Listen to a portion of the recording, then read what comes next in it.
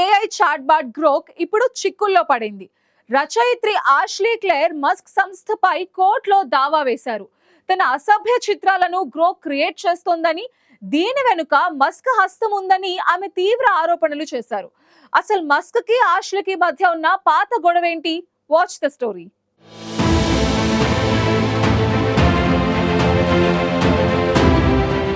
Tech ప్రపంచంలో అత్యంత powerful పేరుగాంచిన ఎలన్ మస్క్ ఆయన యాజమాన్యంలోని ఎక్స్ సోషల్ మీడియా వేదికకు ఇప్పుడు ఊహించని చిక్కులు వచ్చిపడ్డాయి. మస్క్ ప్రతిష్టాత్మకంగా ప్రారంభించిన ఏ చాట్బాట్ గ్రోక్ తీవ్ర వివాదాలకు కేంద్ర బిందువుగా మారింది. ముఖ్యంగా వ్యక్తుల అనుమతి లేకుండా వారిని పోలిన అసభ్యకరమైన, అభ్యంతరకరమైన చిత్రాలను ఈ ఏఐ సృష్టిస్తోందనే ఆరోపణలు ఇప్పుడు అంతర్జాతీయ స్థాయిలో ప్రకంపనలు సృష్టిస్తున్నాయి.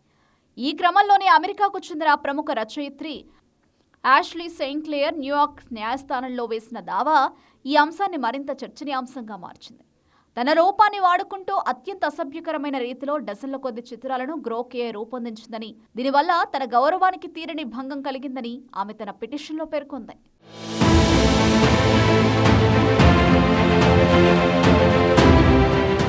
ఈ వివాదం వెనుక కేవలం సాంకేతిక కారణాలే కాకుండా వ్యక్తిగతమైన గొడవలు కూడా ఉన్నాయనే వార్తలు ఇప్పుడు చర్చనీయాంశంగా మారాయి. ఎందుకంటే ఆష్లీ క్లేర్ గతంలో ఎలన్ మస్క్ పై చేసిన సంచలన వ్యాఖ్యలు ప్రపంచవ్యాప్తంగా కలకలం రేపాయి.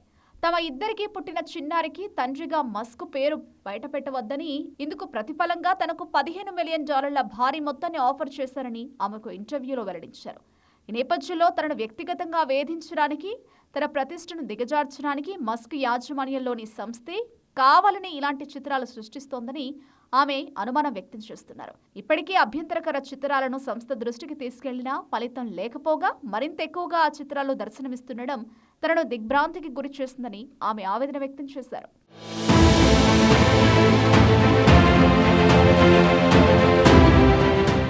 గ్రోక్ ఏఐ కేవలం అమెరికాలోనే కాకుండా ప్రపంచవ్యాప్తంగా విమర్శల పాలవుతోంది. భారత్ సహా అనేక దేశాల్లో మహిళలు, చిన్నారుల రక్షణకు గ్రోక్ ముప్పుగా మారిందని విశ్లేషకులు హెచ్చరిస్తున్నారు. ఏ సహాయంతో వ్యక్తుల ముఖాలను మార్చి డీప్ ఫేక్ చిత్రాలను సృష్టించడం ఇప్పుడు ఒక పెద్ద నేరంగా మారుతోంది.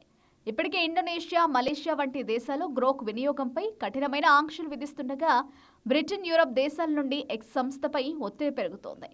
ఏ టెక్నాలజీ అనేది సమాచార సేకరణకు సహాయకారిగా ఉండాలి తప్ప ఇతరుల వ్యక్తిగత జీవితాలతో ఆడుకోవడానికి కాదని న్యాయ నిపుణులు అభిప్రాయపడుతున్నారు. దీనిపై ఎక్స్ ఏఐ సంస్థ స్పందిస్తూ దిద్దుబాటు చర్యలు తీసుకుంటున్నామని, వ్యక్తుల గౌరవానికి భంగం కలిగించే చిత్రాలను రూపొందించకుండా సాఫ్ట్వేర్లో మార్పులు చేస్తున్నామని ప్రకటించినప్పటికీ ఆచరణలో మాత్రం ఆ మార్పులు కనిపించడం లేదు.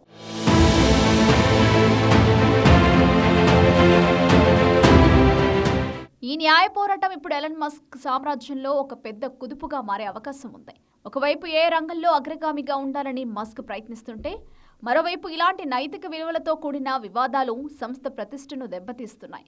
ఆష్లీ క్లేర్ కోరుతున్న భారీ పరిహారం మరియు సంస్థపై చర్యలు కోర్టులో నెగ్గితే అది ఏ రంగంలో ఒక చారిత్రాత్మక తీర్పుగా నిలవనుంది. ఆర్టిఫిషియల్ ఇంటెలిజెన్స్ హద్దులు ఎక్కడ ఉండాలి, వ్యక్తుల ప్రైవసీకి భద్రత ఎలా కల్పించాలి అనే అంశాలపై ప్రపంచ దేశాలు కొత్త చట్టాలను రూపొందించాల్సిన అవసరాన్ని ఈ ఘటన గుర్తు చేస్తోంది.